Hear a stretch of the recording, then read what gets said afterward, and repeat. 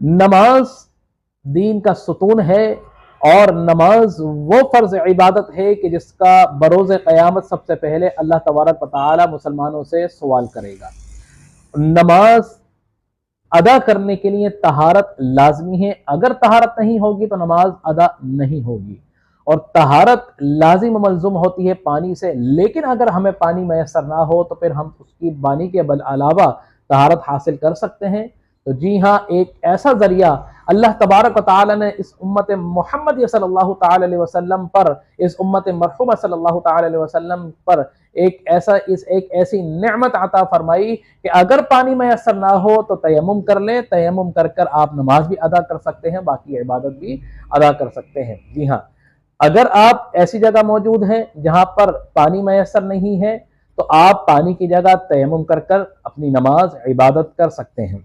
या फिर ऐसी जगह मौजूद है कि जहां पर आपका खौफ है दुश्मन का, या फिर कोई ऐसा दरिंदा जानवरों का खौफ है जिसकी वजह से, खौफ की वजह से आप पानी तक नहीं रसाई हासिल कर सकते, तो फिर अल्लाह तबारक व तआला इजाजत देता है कि आप तयम्मुम करके अपनी इबादत जो है वो कर लें।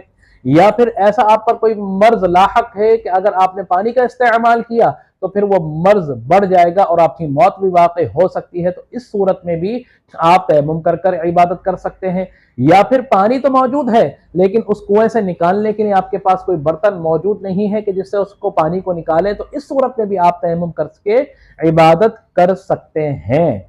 तयम्मुम के अहकाम, तयम्मुम का अहकाम यह है कि तयम्मुम से आप जो है वुजू और गुस्ल की जगह तयम्मुम कर सकते हैं। दूसरा हुक्म यह है कि तयम्मुम करने वाले के पीछे गुस्ल और फर्ज करने वाले की इक्तदा सही है, यानी वो इक्तदा कर सकते हैं।